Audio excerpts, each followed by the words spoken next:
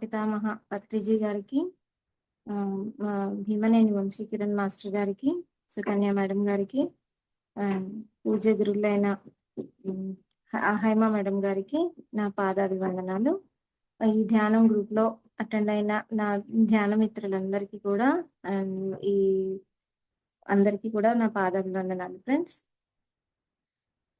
So ఈరోజు నేను అరుణాసురుడు అనే రాక్షసుని హతం ఎలా జరిగింది, ఎందుకు జరిగింది అనే స్టోరీతో వచ్చాను ఫ్రెండ్స్. అండ్ ఇంకొకటి అరుణాచల్ ప్రదేశ్ అనే స్టేట్కి ఆ పేరు ఎందుకు వచ్చిందో తెలుసుకుందాం ఈరోజు. అయితే ఈ సందర్భంలో కూడా అదే ఆయన జీవితంలో వచ్చిన చిన్నప్పటి బ్లాకేజెస్ని క్లియర్ చేసుకోకపోవడం మూలంగా ఆయన ఫేస్ చేసిన ప్రాబ్లం ఏంటి, ఆ తర్వాత ఆ కథ ఎలా సాగింది అనేది, ఆయనకు ఎంతో జ్ఞానవంతుడు అతను, ఆ జ్ఞానం ఉన్నా శక్తి ఉన్నా కూడా నిష్ఫలం ఎలా అయింది అనేది తెలుసుకుందాం ఫ్రెండ్స్. ఇంకా పంచతత్వాలు అంటే పంచతత్వాలు ఒకవేళ పని చేయకుండా ఆగిపోతే ఈ సృష్టికి ఏం నష్టం జరుగుతుంది, ఎలాంటి నష్టం జరిగిపోతుంది, వాటి ప్రభావం ఎలా పడుతుంది అనే విషయాల గురించి తెలుసుకుందామండి. సో పూర్వము ఈశాన్య భారతదేశంలో అరుణాసురుడు అనే రాక్షసుడు ఉండేవాడు. ఇతను నిజానికి రాక్షసుడు కాదు, ఒక దేశానికి మహారాజు. ఈ రోజుల్లో మనం మాట్లాడుకునే టిబెట్ లేదా చైనా, ఈ కంట్రీస్ అన్ని కూడా ఇతని రూల్లో ఉండేవన్నమాట, ఇతను పాలించేవాడు. అయితే ఇతనికి తన తల్లి అంటే చాలా ఇష్టం, చాలా చాలా చాలా ఇష్టం అన్నమాట.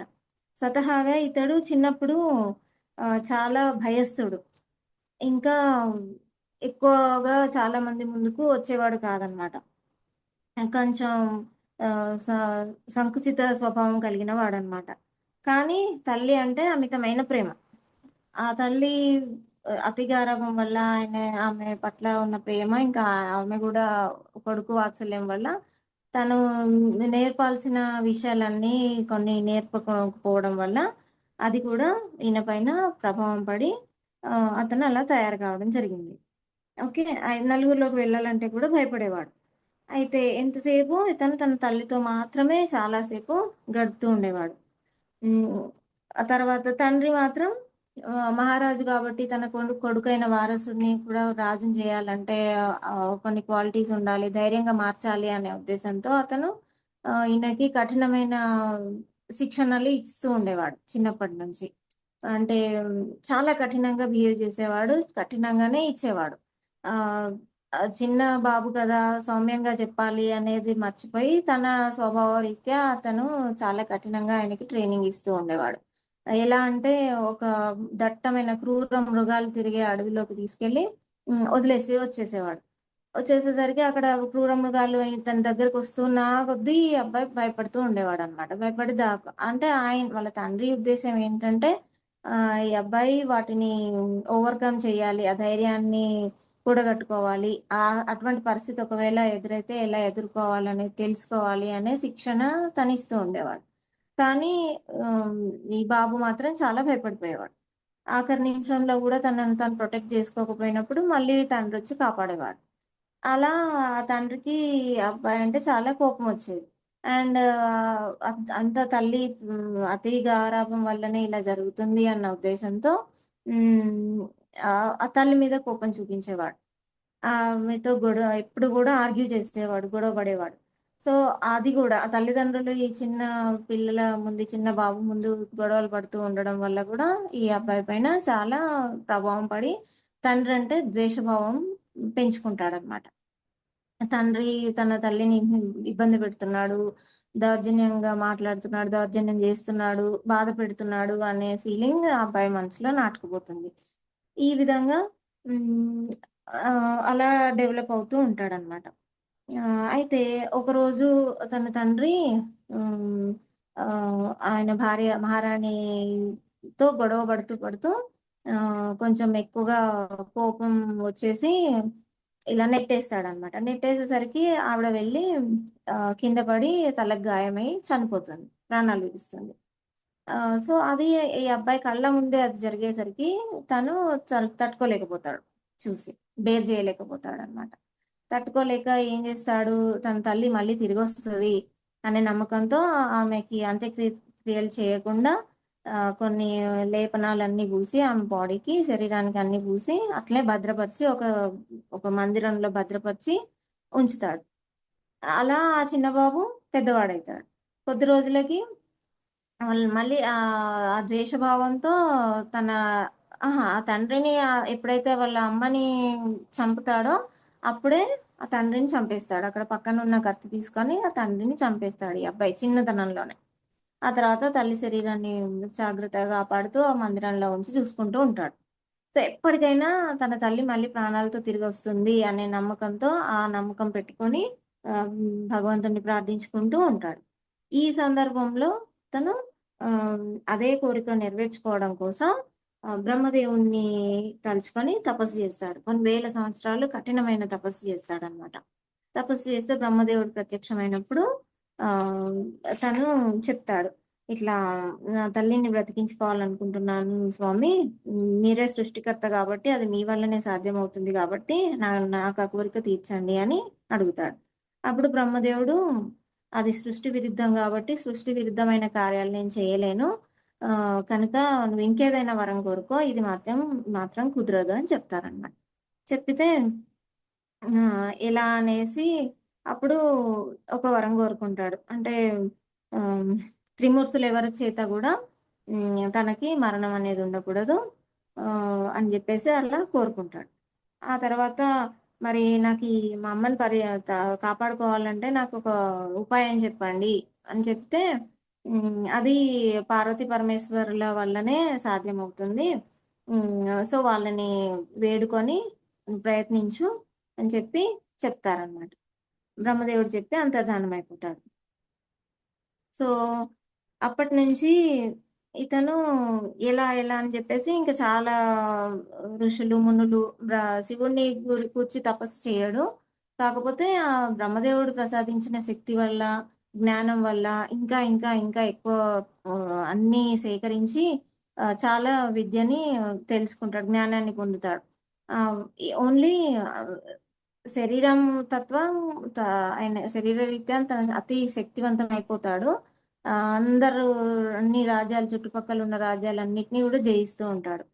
అలా శక్తిని పెంపొందించుకొని ఏం తెలుసుకుంటాడు అంటే, ఈ ఈ మానవ శరీరాలు లేదా ఏ జీవులైనా కూడా పంచతత్వాల వల్ల ఆహ్, ఆహ్, ఏర్పడతాయి గనక, ఆ పంచతత్వాలని మనం ప్రసన్నం చేసుకుంటే వాటి ద్వారా మళ్ళీ ప్రాణాలను తిరిగి తీసుకురావచ్చు అనే విషయాన్ని తను గ్రహిస్తాడనమాట. తెలుసుకుంటాడు. సో, ఆ విధంగా అందులో భాగంగా పంచతత్వాలైన అగ్నిదేవుడిని, వరుణదేవుడిని, వాయుదేవుడిని, సూర్యుడిని, చంద్రుడిని ఆహ్, తన వశంలోకి తీసుకొచ్చుకోవాలి. ఎందుకు?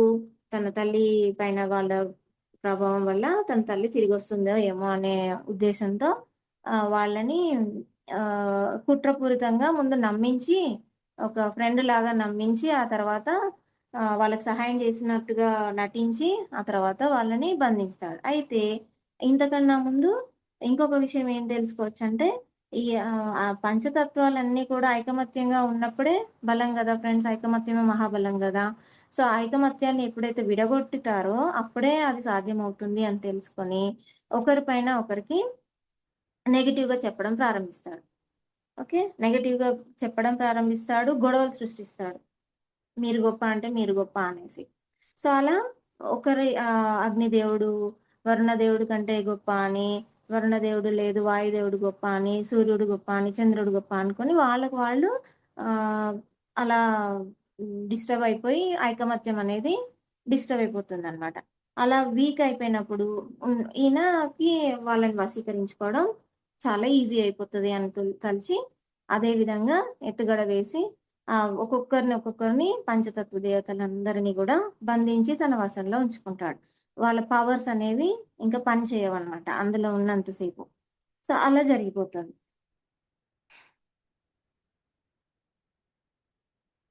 ఓకే. సో, వాళ్ళని ఆకర్షించి విడగొట్టి ప్రత్యేకంగా నిర్మించిన ఒక ప్రదేశంలో బంధించుతాడు. లాక్ చేస్తాడనమాట. అంటే కిడ్నాప్ జేస్తాడు. వాళ్ళు ఇంక బయటికి రాలేరు.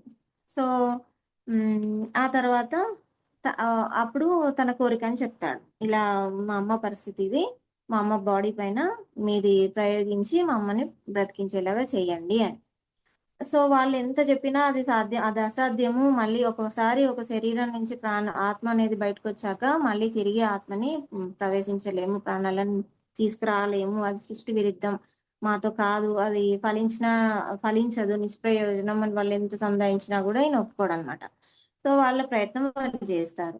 కానీ ఏమవుతది, బాడీని మాత్రం అంటే బాడీని చలనమయ్యేలాగా చేస్తారు. కానీ లేసి మాట్లాడలేదన్నట్టామె. కొంతవరకి ఆమె బాడీని చలించేలాగా చేతులు, కాళ్ళు కదిలే విధంగా చేస్తారు. కానీ బయట ఏం జరుగుతుంది? ఇతనేం మాట్లాడుతున్నాడో ఆ అమ్మ బాడీకి అర్థం గాదు. ఆమె గూడా మాట్లాడలేదనమాట. అంతవరకైతే ఓకే.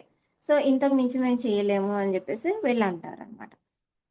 అయితే ఇది ఒక వైపయితే, ఈ పంచతత్వ దేవతలందరూ ఒకరి కింద బందీగా ఉండడం వల్ల సృష్టి మొత్తం అల్లకల్లోలం అవుతూ ఉంటుంది ఫ్రెండ్స్. సో, ఆహ్, ఏమైతుందంటే ప్రకృతి వైపరీత్యాలు సంభవిస్తూ ఉంటాయి. ఇంకా చాలా రకాల ప్రకృతి వైపరీత్యాలు జరిగి సృష్టి మొత్తం అల్లకల్లోలం అయితూ ఉంటే, ఇంకా ఎట్లా ఈ పరిస్థితి నుంచి బయటపడడం ఎట్లా అని దేవతలందరూ గూడా మహాదేవుడిని ఆశ్రయిస్తారనమాట. సో, మహాదేవుడిని ఆశ్రయించేసరికి హ్మ్. సో, గాలి లేక జీవరాశులన్నీ చనిపోతుంటాయి. అగ్నిపర్వతాలు బద్దలవుతూ ఉంటాయి. అడవులు ఆహ్, మంటలంటుకొని కాలిపోతూ ఉంటాయి.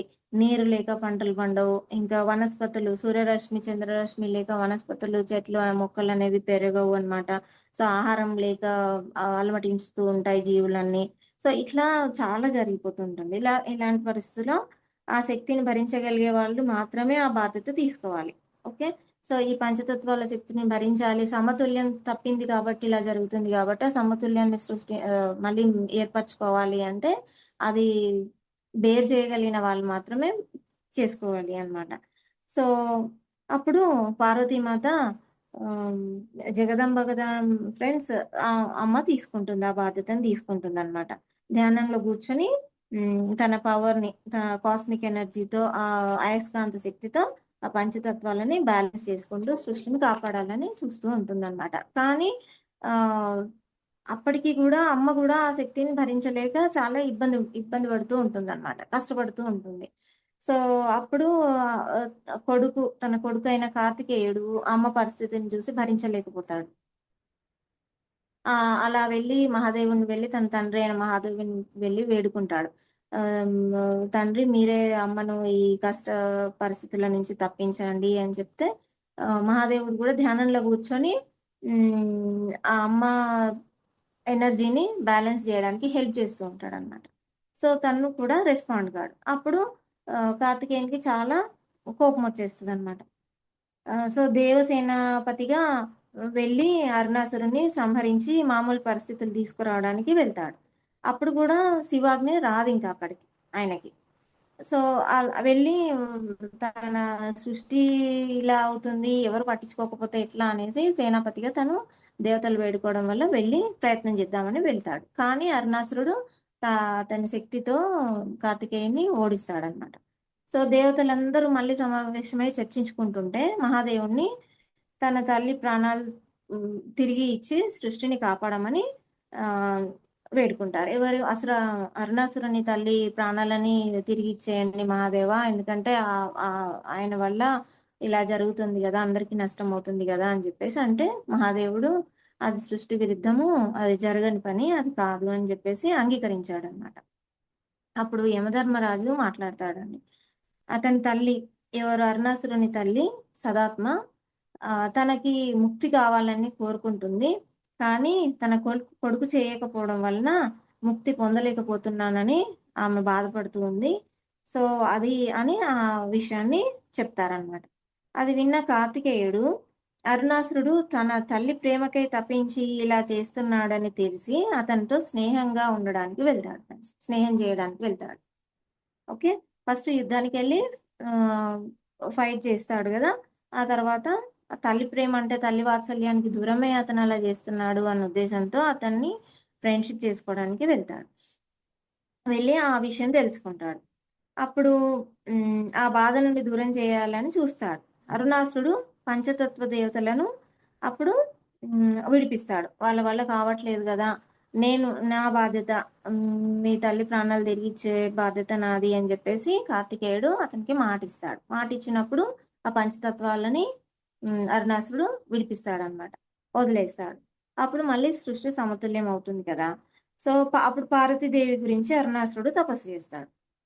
సో, పార్వతీదేవిని ప్రసన్నం చేసుకొని, తన ద్వారా తన కోరికను తీర్చుకోవాలి అని ఆహ్, తపస్సు చేస్తాడు. అప్పుడు పార్వతీదేవి అతనికి ఆహ్, దర్శనమిచ్చి వాస్తవం తెలపడానికి ప్రయత్నించినా కూడా వినడు, అర్థం చేసుకోడు. అది సృష్టికి విరుద్ధము, అది చెయ్యలేని పని, ఇగ కాదు అని అమ్మ గూడా ఎంతో సంధాయించినా గూడా అతను వినిపించుకోడనమాట. అప్పుడు పార్వతీమాత ఆహ్ హ్మ్. శివాంశ అయిన భూతనాథుడిని ఆహ్, ఇక్కడ అరుణాసురుని పైనకి వదులుతుందనమాట. అంటే సంధాయించడానికి ఒక మధ్యవర్తిలాగా పంపిస్తుందనమాట. పన్ భూతనాథుడు గూడా ఎంత సంధాయిస్తాడు. ఆ భూతనాథుడి ఇన్వాల్వ్‌మెంట్ వల్లనే ఆహ్, పంచతత్వ దేవతలు గూడా కార్తికేయుడు ఇంకా భూతనాథుడి ఇన్వాల్వ్‌మెంట్ వల్లనే వాళ్ళని బయటికి తీసుకురాగలుగుతాడనమాట. వాళ్ళ బంధనాలను ఛేదించి తీసుకొని రాగలుగుతాడనమాట. సో, అట్లా భూతనాథుడి ప్రయత్నం గూడా అక్కడ సఫలం కాదనమాట. సో, ఫైనల్‌గా హ్మ్, అమ్మ భ్రామరీ మాతలా మారుతుందనమాట పార్వతీదేవి. అంటే అన్ని భ్రమరాలన్నీ వచ్చేసి అమ్మవారి రూపంలా మారి ఎందుకంటే పార్వతీ పరమేశ్వరుల వల్ల గూడా అతనికి చావు ఉండకూడదు అని బ్రహ్మదేవుని వరం ఉంటుంది గనక, ఆ భ్రామరి రూపంలో వచ్చి అరుణాసురుడిని సంహరిస్తుందనమాట. ఓకే. సో, దీని ద్వారా మనం ఏం తెలుసుకుంటామంటే ఫ్రెండ్స్, ఈ చిన్ననాటి బ్లాకేజ్ ఏదైతే అరుణాసురుని మనసులో నాటుకుపోయిందో, అంటే తన నా ఆ నాటుకుపోవడం వల్ల తల్లి పట్ల ఉన్న అతి వ్యామోహం వల్ల తండ్రి పట్ల ద్వేషం, అంటే తల్లిదండ్రులు గొడవలు గూడా పడడం, తన కళ్ళ ముందే గొడవలు పడడం, ఆ ద్వేషం తండ్రిని తనకు ధైర్యం నేర్పించే ప్రయత్నాన్ని తప్పుగా అర్థం చేసుకోవడం.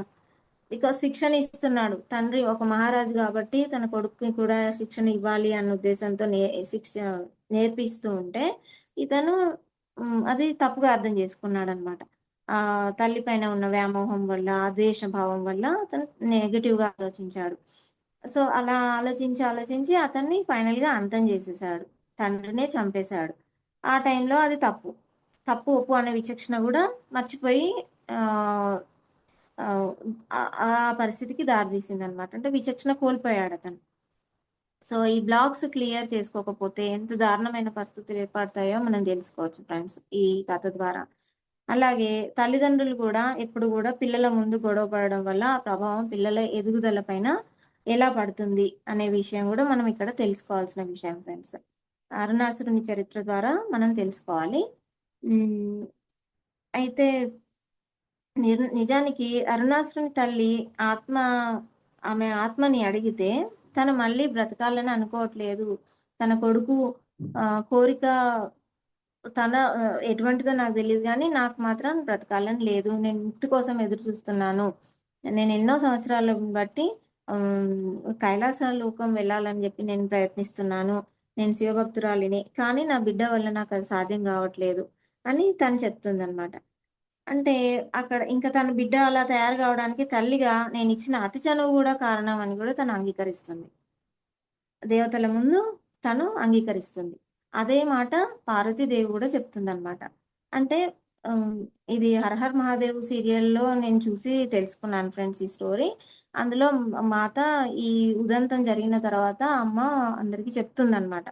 సో, తల్లిదండ్రులు ఒక తల్లి తన బిడ్డల్ని పెంచే ముందు ఎటువంటివి విషయాలు చెప్పాలి, ఎటువంటివి చెప్పకూడదు, ఎలా ఉండాలి, ఎలా ఉండకూడదు, అతి చనువు ఇవ్వకూడదు, ధైర్యవంతుల్ని ఎలా తయారు జేయాలి, ఆ బ్లాకేజెస్ అనేవి వాళ్ళ మీద ఏర్పడుతున్నాయా లేవా అనేది ఎలా గ్రహించాలి అనే విషయాలు అమ్మ చాలా చక్కగా ఎక్స్‌ప్లెయిన్ చేసి చెప్తుందనమాట. సో, అది విని అరుణాసురుడు కూడా బాధపడతాడు. ఎందుకంటే ఎప్పుడైతే తను ఎప్పుడు రియలైజ్ అవుతాడు? తన తల్లి ఆత్మ చెప్పిన మాటలు విని తను రియలైజ్ అవుతాడు. తను చేస్తున్నది తప్పు అని. సో, అంటే ఆ తల్లి ప్లేస్‌లో ఉన్నవాళ్ళు ఏం చెప్పినా గూడా బిడ్డలు అర్థం జేసుకుంటారు.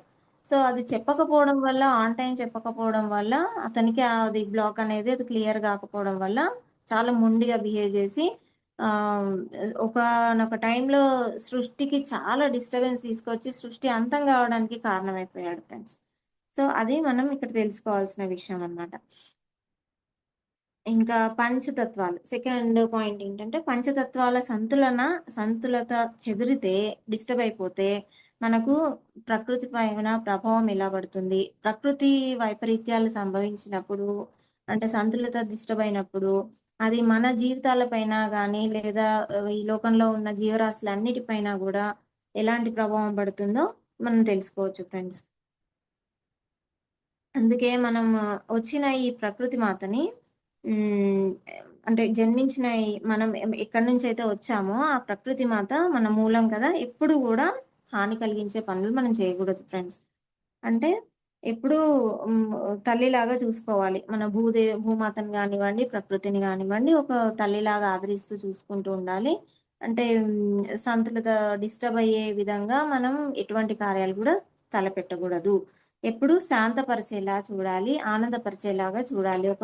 మనం మన తల్లిని ఎలాగైతే చూసుకుంటామో, తల్లిదండ్రులను ఎలాగైతే బాధ పెట్టకుండా ఉంచుతామో, వాళ్ళ కృతజ్ఞతా భావంతో ఉండాలి. ప్రకృతి పట్ల మనం చాలా కృతజ్ఞతా భావంతో ఉండాలి.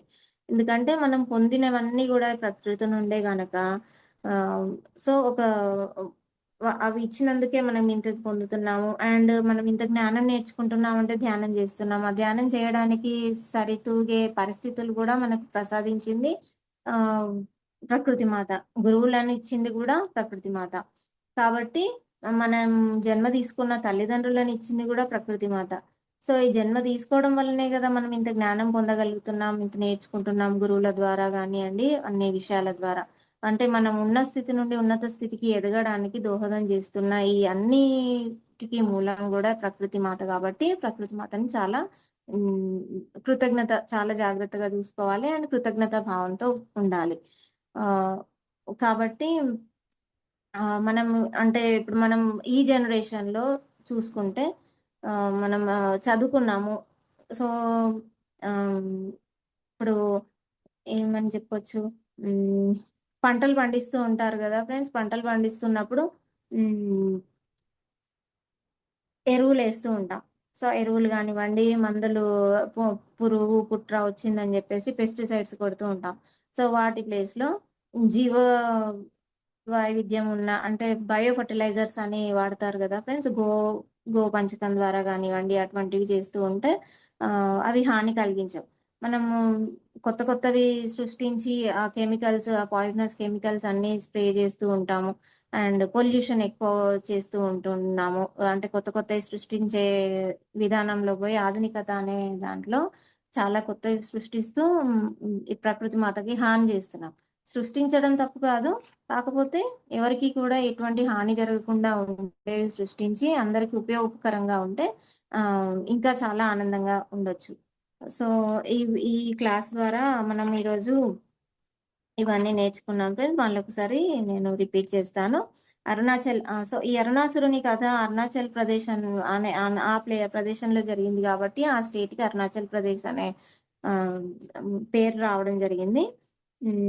అండ్ బ్లాకేజెస్ వల్ల అవి చిన్నతనంలో ఏర్పడిన బ్లాకేజెస్ క్లియర్ జేసుకోకపోతే వాటి ప్రభావం మన జీవితం పైన, ఇంకా చుట్టుపక్కల సొసైటీ పైన ఎలాంటి ప్రభావం పడుతుందనేది తెలుసుకుందాం ఫ్రెండ్స్.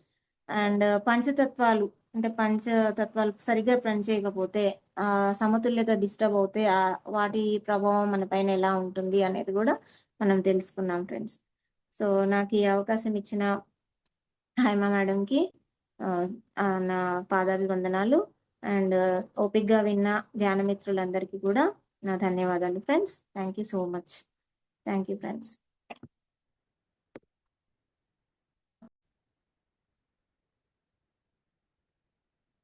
Okay friends. ఒక్క పాయింట్ చెప్పడం మర్చిపోయాను. ఆహ్, ఏంటంటే ఈ బ్లాకేజెస్ ఇంత ప్రభావం చూపిస్తున్నాయి గదా! జీవితాల్లో. అవి క్లియర్ చేసుకోకపోతే ఎటువంటి ప్రభావం పడుతుందో తెలుసుకున్నాం గదా! అయితే మనము ఈ ధ్యానం ద్వారా వంశీ మాస్టర్ ప్రవేశపెట్టిన నిష్కళంక సాధన అనే సాధన ద్వారా చక్కగా వెరీ ఈజీగా, చాలా ఈజీగా మన బ్లాక్స్ అనేవి క్లియర్ చేసుకోవచ్చు ఫ్రెండ్స్. ఓకే. సో, బ్లాకేజెస్ అనేవి మా హైమ మేడం గూడా మా గురువుగారైన హైమ మేడం గూడా చాలా చక్కగా ఆహ్, ప్రాక్టీస్ చేపిచ్చారు. ఆ నిష్కళంక సాధన ప్రాక్టీస్ చేపిచ్చారు. సార్ గూడా క్లాసెస్ ద్వారా మాకు చెప్పారు. మేడం గూడా చెప్పారు. దాని ద్వారా అది 21 డేస్ మేము రెగ్యులర్‌గా ప్రాక్టీస్ చేసుకున్నాం. సో, దీని ద్వారా చాలా వరకు చాలా మంది గూడా వాళ్ళ బ్లాక్స్ అనేవి క్లియర్ చేసుకున్నారు. వాళ్ళ బ్లాక్స్ ఏంటి అనేది తెలుసుకున్నారు. ఆ తర్వాత వాటిని క్లియర్ చేసుకున్నారు. క్లియర్ చేసుకున్న తర్వాత వాళ్ళ ఫీలింగ్ ఏంటి, వాళ్ళ ఎక్స్‌పీరియన్స్ ఏంటి అనేది గూడా వాళ్ళు షేర్ చేసుకోవడం జరిగింది ఫ్రెండ్స్. సో, తప్పకుండా ఇన్ కేస్ ఎవరికైనా గూడా వాళ్ళకి గాని, వాళ్ళ పిల్లల్లో గాని అటువంటి నెగటివిటీ తయారవుతుంది. వీళ్ళు మొండిగా అవుతున్నారు. నేనేం చేయాలి అని మదర్స్ గూడా ఫీల్ అవుతూ ఉంటారు. నేనేం చేయలేని పరిస్థితిలో ఉన్నాను. ఎలా అని అనుకునేవాళ్ళు దయచేసి ఆ వీడియోస్‌ని చూడండి. చూసి మీ పిల్లల చేత ధ్యానంలో కూర్చొని అది ప్రాక్టీస్ చేయించండి. అండ్ ఇన్ కేస్ మీకు గూడా చిన్ననాటి బ్లాకేజెస్ అంటూ ఉన్నాయనుకుంటే వాటిని గూడా క్లియర్ జేసుకోండి. ఆ తర్వాత ఎంతో హ్యాపీగా జీవించగలం. ఎందుకంటే ఆ బ్లాక్స్ అనేవి మనం ఎంత జ్ఞానాన్ని పొందినా, ఎంత ఉన్నత స్థానానికి చేరుకోవాలనుకున్నా గూడా అవి అడ్డుపడుతూ ఉంటాయన్నమాట. మళ్ళీ ఆ బ్లాక్ క్లియర్ జేసుకోవడానికి మళ్ళీ జన్మ తీసుకోవాల్సిన పరిస్థితి ఉంటుంది. ఎన్ని బ్లాక్స్ ఉంటే అన్ని సార్లు ఆ విధంగా. కాబట్టి అవి జ జ జరగకుండా చాలా ఈజీ ప్రాసెస్‌లో, ఈజీ మెథడ్‌లో వంశీ సార్ ఇచ్చిన ఆ నిష్కళంక సాధన అనే సాధన ద్వారా మనం అది క్లియర్ చేసుకోవచ్చు ఫ్రెండ్స్. దయచేసి అది చూడండి. ఈ పాయింట్ చెప్పడం మర్చిపోయాను. And thank you so much. నాకు ఈ అవకాశం ఇచ్చిన హైమ మేడం గారికి thank you so much. Thank you.